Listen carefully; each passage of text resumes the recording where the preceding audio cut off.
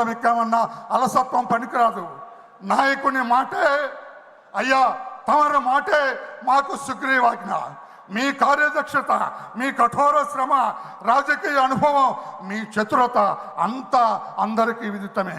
ఆర్య చంద్రబాబు నాయక మీరు ఆదేశించండి, మేము పాటిస్తాం.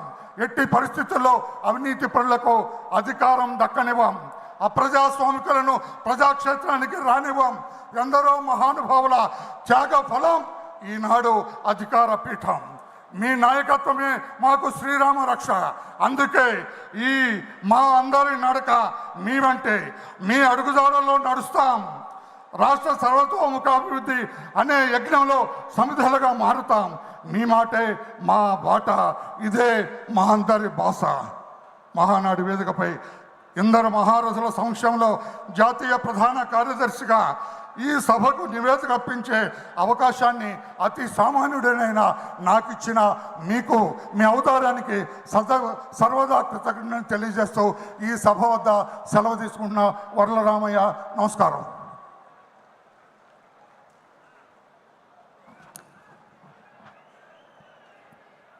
తర్వాత తెలుగుదేశం పార్టీకి సంబంధించినటువంటి జమా ఖర్చుల వివరాలను సభ ముందు ప్రవేశపెట్టాల్సిందిగా కోశాధికారి శ్రీ మింటే పార్థసారథి గారిని ఆహ్వానించడం జరుగుతుంది.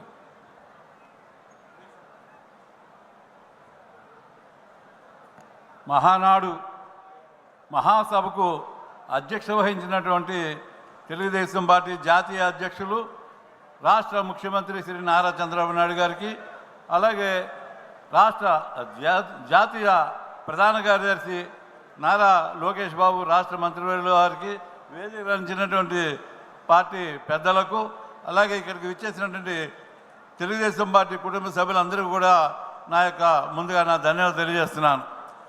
తెలుగుదేశం పార్టీ వార్షిక ఆర్థిక నివేదిక 2024-2025 31/3/2025 నాటికి ముగిసిన సంవత్సరానికి గాను తెలుగుదేశం పార్టీ యొక్క సంక్షిప్త ఆర్థిక వివరాలు ఈ క్రింది తెలిపిన విధంగా ఉన్నాయి. సంక్షిప్తంగా వివరణిస్తున్నాను.